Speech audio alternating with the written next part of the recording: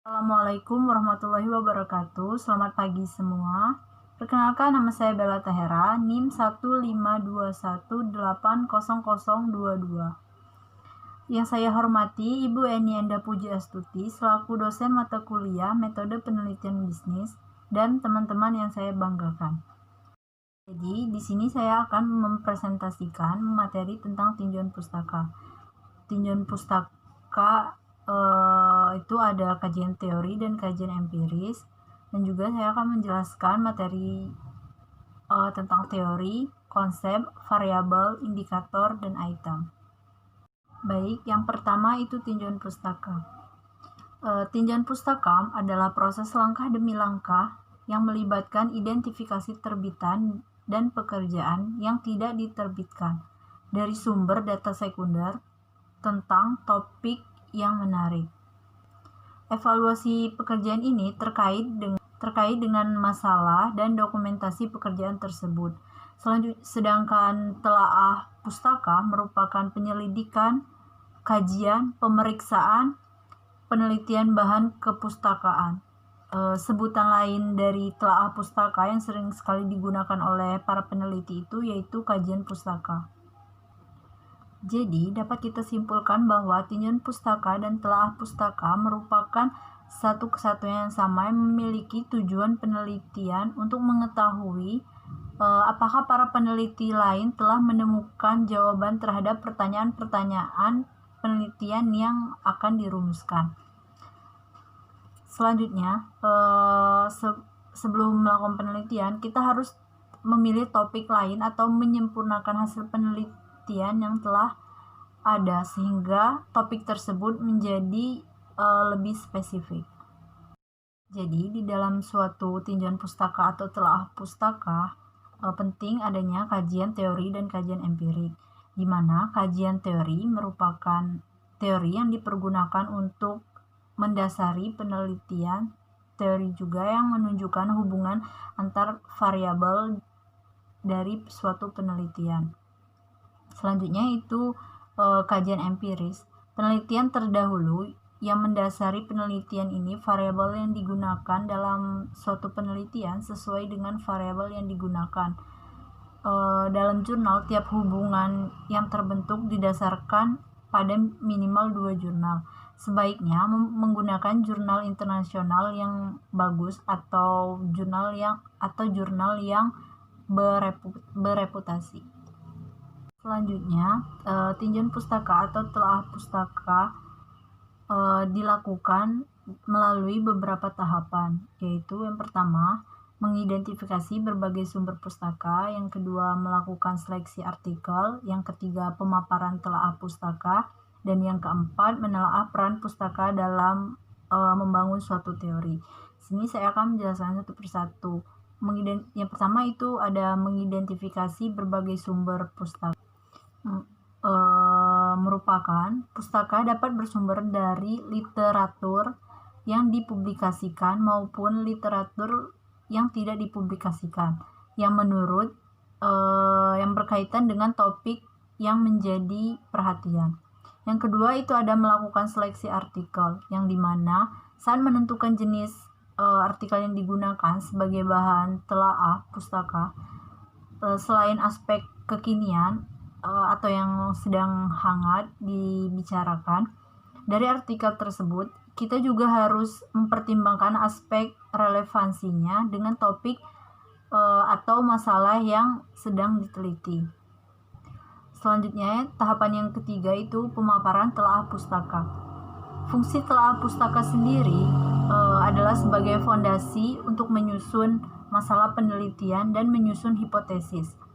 Maka dalam penyajian telaah pustaka atau tinjauan pustaka perlu mempertimbangkan hal yang harus ditekankan yang sesuai dengan tujuan utama penelitian yang hendak dicapai oleh peneliti. Selanjutnya itu tahapan yang keempat, menelaah peran dalam membangun suatu teori. Dalam melaksanakan telaah pustaka atau tinjauan pustaka, teori memegang peran yang sangat penting. Kenapa? Sebagai rujukan pertanyaan penyusunan suatu hipotesis, penelitian maupun untuk menganalisis temuan yang diperoleh. Jadi dapat disimpulkan bahwa dalam suatu penelitian harus bisa memberikan kontribusi teoritik maupun manajerial terhadap penelitian yang sudah ada. Jadi sifatnya tidak mengurangi hal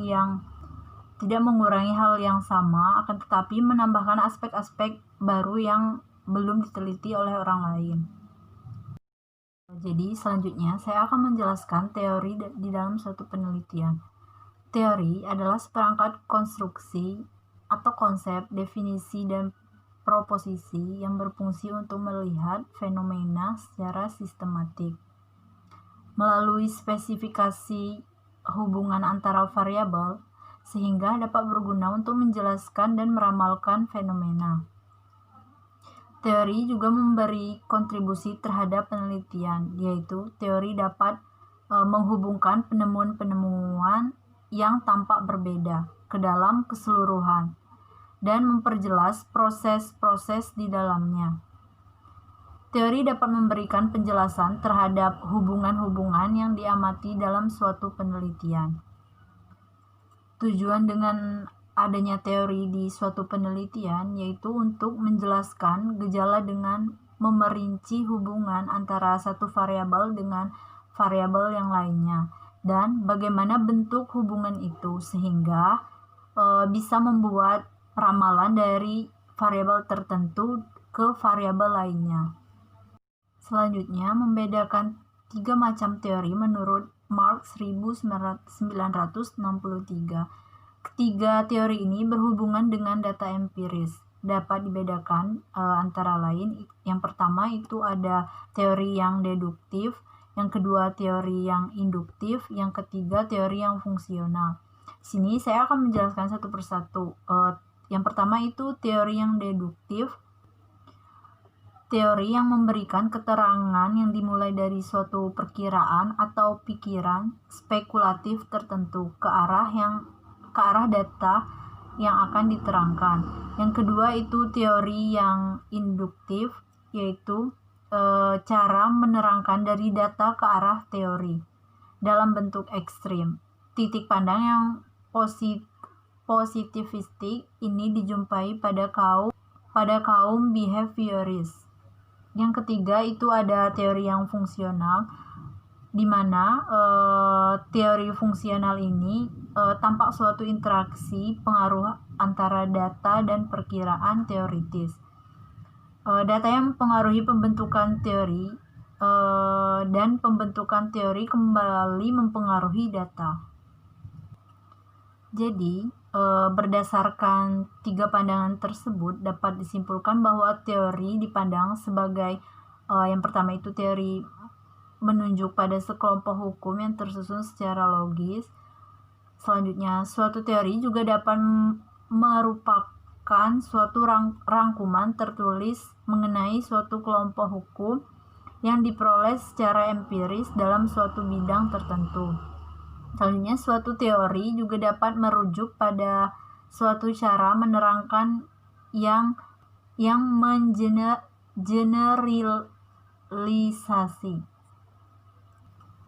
sehingga dapat kita simpulkan secara umum atau ditarik bahwa teori tersebut merupakan suatu konseptualisasi yang umum. Konseptualisasi atau sistem pengertian ini diperoleh melalui jalan yang sistematis. Suatu teori harus dapat diuji kebenarannya, bila tidak dia bukan suatu teori. Jadi penting akan halnya menguji suatu kebenaran tersebut. Selanjutnya ada langkah-langkah yang dapat dilakukan untuk melakukan pendeskripsian teori, yaitu yang pertama, tetapkan nama variabel yang diteliti dan jumlah variabelnya. Dan yang kedua, cari sumber-sumber bacaan yang banyak dan relevan dengan setiap variabel yang diteliti. Yang selanjutnya itu yang ketiga, lihat daftar isi setiap buku dan pilih topik yang relevan dengan setiap variabel yang diteliti. Jadi untuk mencari suatu referensi yang berbentuk laporan penelitian, lihat dari penelitian permasalahan yang digunakan, analisis, dan sesuatu yang diberikan. Yang langkah yang keempat, cari definisi setiap variabel yang akan diteliti pada setiap sumber bacaan. Dan ini kemudian dibandingkan antara satu sumber dengan sumber lainnya. Dan dipilih definisi yang sesuai dengan penelitian yang akan dilakukan. Langkah selanjutnya yang kelima itu baca seluruh isi topik buku sesuai dengan variabel yang akan diteliti. Lakukan analisis dan buatlah rumusan dengan bahasa sendiri tentang isi setiap sumber data yang sudah kalian baca. Yang langkah selanjutnya, langkah terakhir, deskripsikan teori-teori yang telah dibaca dari berbagai sumber ke dalam bentuk tulisan yang dibuat sendiri dengan bahasa sendiri. Sumber-sumber bacaan yang dikutip atau digunakan sebagai landasan untuk mendeskripsikan suatu teori harus dicantumkan. Jadi selanjutnya saya akan menjelaskan materi tentang konsep. Menurut Smith dan Albaum 2005 mendefinisikan bahwa konsep sebagai abstraksi yang dibentuk oleh suatu generalisasi sehubungan dengan hal-hal khusus. Selanjutnya itu ada konstruksi. Konstruksi adalah konsep yang mempunyai makna yang sengaja diadopsi untuk keperluan ilmiah. Itu menurut Kerlinger 1986. Konstruksi sengaja digunakan secara sistematis untuk keperluan penelitian ilmiah dengan cara mengoperasikannya ke dalam bentuk variabel penelitian serta dengan cara menghubungkan konstruksi yang satu dengan konstruksi yang lain sehingga membentuk suatu konstruksi teori. Jadi, konsep dan konstruksi memiliki pengertian yang mirip, akan tetapi dari kedua istilah tersebut memiliki pembeda yang sangat penting untuk dilihat dalam suatu penelitian. Selanjutnya, saya akan menjelaskan materi tentang variabel. Variabel merupakan konstruksi yang dapat diamati, diukur, dan dikuantifikasi. Itu menurut Smith dan Albaum 2005. Variabel merupakan representasi dari konstruksi yang dapat diukur dengan berbagai macam nilai. Variabel juga merupakan suatu atribut dari sekelompok objek yang diteliti yang memiliki variasi antara satu objek dengan objek yang lainnya dalam kelompok tersebut. Di sini saya akan mengambil satu contoh variabel, yaitu pendapatan dari responden merupakan variabel karena sebagaimana yang diketahui, pendapatan dari sekelompok responden biasanya bervariasi. Bisa jadi dua responden atau lebih memiliki usia yang sama, tetapi pendapatannya berbeda atau sebaliknya. Misalnya, responden yang bernama Promi berusia 30 tahun dan pendapatannya per bulan 5 juta. Dan Prada juga berusia 30 tahun namun pendapatannya lebih besar daripada Promi, yaitu 6 juta per bulan. Walaupun keduanya berusia sama, tetapi pendapatan per bulannya tetap berbeda. Jadi, jika sekelompok responden yang menjadi sasaran penelitian tersebut memiliki pendapatan ataupun usia yang sama, maka pendapatan dan usia bukan merupakan variabel karena dari ciri variabel itu bervariasi. Selanjutnya saya akan menjelaskan klasifikasi variabel. Yang pertama itu klasifikasi variabel berdasarkan bulat atau tidaknya nilai yang diperoleh. Variabel dapat dibedakan menjadi dua. Yang pertama itu ada variabel kontinu Yang kedua variabel discrete. Jadi variabel continue, variabel yang nilainya dapat menempati semua nilai yang ada di antara dua buah nilai tertentu. Pada umumnya, variabel continue dapat diperoleh dari hasil pengukuran. Saya ambil contoh dari variabel continue, yaitu variabel kuantitas bawang merah yang dihasilkan oleh para petani di daerah Brebes. Yang kedua itu variabel discrete, variabel yang nilainya tidak dapat menempati semua nilai. Nilai variabel discrete ini selalu berupa bilangan bulat.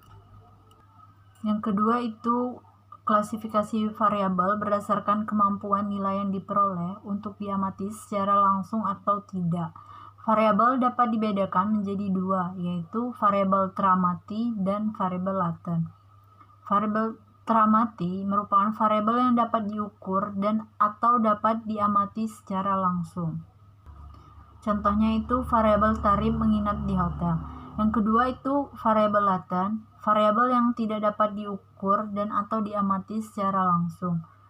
Untuk mengukur suatu yang bersifat variabel laten tersebut, kita dapat melakukan pengamatan terhadap indikator-indikatornya terlebih dahulu. Selanjutnya itu ada fungsi variabel dapat dikelompokkan ke dalam 5 variabel. Yang pertama itu variabel bebas atau biasa disebut independent variable. Yang kedua variabel terikat atau biasa disebut dependent variable. Dan yang ketiga variabel moderatoring, dan yang keempat variabel intervening, dan yang kelima variabel control. Jadi yang pertama itu variabel bebas atau independent variable merupakan variabel yang mempengaruhi variabel terikat secara positif maupun negatif. Yang kedua itu variabel terikat atau dependent variable, variabel yang dipengaruhi oleh variabel bebas. Contohnya itu suatu penelitian ingin mengetahui pengaruh atau hubungan kualitas pelayanan terhadap kepuasan konsumen. Kualitas pelayanan menjelaskan atau memprediksi variabilitas dan loyalitas konsumen. Semakin tinggi kualitas pelayanan, maka diduga akan semakin tinggi loyalitas konsumen.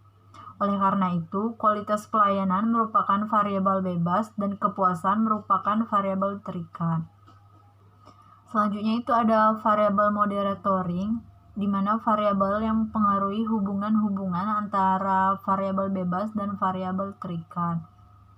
Selanjutnya yang keempat itu variabel intervening, variabel yang berada di antara variabel bebas dan variabel terikat, sehingga sebelum variabel bebas mempengaruhi variabel terikat, terlebih dahulu akan melalui variabel intervening.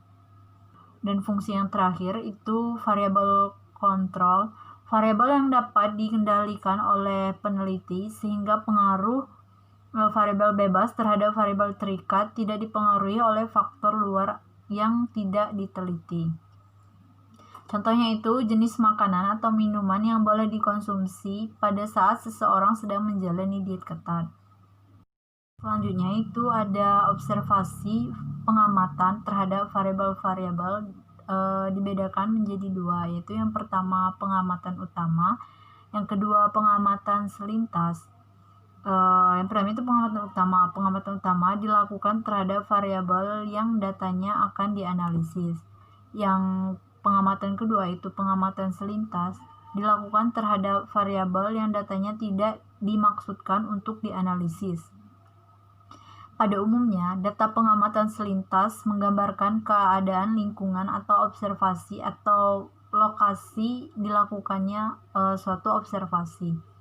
Data yang diperoleh dari data pengamatan selintas seringkali digunakan untuk mendukung pembahasan hasil analisis dari data pengamatan utama. Jadi dapat kita lihat bahwa kedua variabel observasi pengamatan ini memiliki artinya cukup berbeda. Yang satu itu datanya akan dianalisis dan yang satunya itu datanya tidak dimaksud untuk dianalisis. Saya akan menjelaskan materi tentang indikator. Menentukan indikator pada suatu penelitian itu ada 3. Yang pertama, kesalahan menentukan indikator. Yang kedua, merumuskan indikator suatu variabel. Yang ketiga, menguji kesesuaian indikator. Kesalahan menentukan indikator sering terjadi dalam suatu karya penelitian terhadap kesalahan yang fundamental, yaitu kesalahan yang tidak dapat diperbaiki lagi, kecuali hanya dengan penelitian ulang. Kesalahan ini biasanya kesalahan yang berupa dalam membangun proksi dari suatu variabel konstruk. Kesalahan ini menemukan proksi atau indikator akan menghasilkan kesalahan dalam membuat instrumen. Instrumen yang salah akan menghasilkan data yang salah atau tidak valid. Dan selanjutnya, analisis dengan data yang salah akan menghasilkan output yang salah juga. Jadi, untuk menentukan supaya tidak terjadinya kesalahan itu mempunyai kunci ketepatan dan kesesuaian dalam menentukan indikator-indikator dari masing-masing variabel konstruknya. Untuk hal ini diperlukan suatu metode untuk menentukan indikator-indikator dari suatu variabel konstruk dan menguji kesesuaian indikator tersebut dengan variabel yang akan dibangunnya. Yang kedua itu merumuskan indikator suatu variabel. Ada 2 cara dasar yang dapat digunakan untuk merumuskan indikator dari suatu variabel konstruk, yaitu dengan menggunakan proses pengembangan indikator reflektif dan proses pengembangan indikator formatif, menurut Augusti 2006. Jadi, proses pengembangan indikator secara reflektif merupakan proses pengembangan mencari indikator-indikator yang sifatnya mencerminkan suatu variabel konstruk. Sedangkan proses pengembangan indikator secara formatif merupakan proses pengembangan dengan cara mencari indikator-indikator yang sifatnya membentuk suatu variabel konstruk. Yang ketiga itu menguji kesesuaian indikator. Agar tidak terjadinya suatu instrumen penelitian tidak mengukur apa yang seharusnya diukur, atau dengan kata lain memenuhi definisi to measure what should be measured, maka indikator-indikator harus sesuai secara tepat dengan variabel konstruk yang dibangunnya. Dalam menguji kesesuaian indikator, ada 2 pedoman buku yang dapat digunakan dalam menguji kesesuaian indikator dan variabelnya menurut August 2006. Yang pertama itu variabel indikator harus merupakan indikasi, tanda, atau definisi dari variabel konstruk yang dibentuknya. Yang kedua itu variabel indikator harus tidak boleh memiliki hubungan kausalitas dengan variabel konstruk yang dibentuknya. Di sini juga saya akan menjelaskan kesesuaian variabel dan indikator. Dan indikator variabel adalah suatu yang mempunyai nilai yang bervariasi, sedangkan konsep adalah istilah atau gambaran tentang suatu fenomena kejadian sosial yang masih abstrak. Variabel adalah konsep yang lebih konkret sehingga mempunyai nilai bervariasi dari waktu ke waktu atau dari satu tempat ke tempat lain, serta ia bisa diukur. Untuk mendapatkan suatu variabel, maka caranya adalah dengan memilih suatu konsep kemudian diubah menjadi variabel. Sehingga indikator pada suatu penelitian sebenarnya butir dari suatu pertanyaan untuk menyelesaikan penelitian yang akan dilakukan menggunakan model variabel-variabel yang sudah dijelaskan. Sebelum dilakukan indikator, sebaiknya melakukan pengujian terlebih dahulu. Jadi, indikator termasuk bagian sistematika penulisan landasan teori pada tinjauan pustaka atau telaah pustaka. Selanjutnya, saya akan menjelaskan materi terakhir, yaitu item. Item termasuk bagian sistematika penelitian landasan teori pada tinjauan pustaka atau telaah pustaka. Jika suatu penelitian tersebut indikatornya bisa dipecahkan lagi, item menjadi landasan teori yang paling terakhir digunakan untuk menyelesaikan suatu penelitian. Item sendiri merupakan uji statistik yang digunakan guna untuk menentukan seberapa valid suatu item pertanyaan untuk mengukur variabel yang akan diteliti. Sekian presentasi dari saya. Mohon maaf apabila ada kesalahan atau kekurangan dari materi yang saya presentasikan. Saya akhiri. Wabillahi taufiq walhidayah. Wassalamualaikum warahmatullahi wabarakatuh.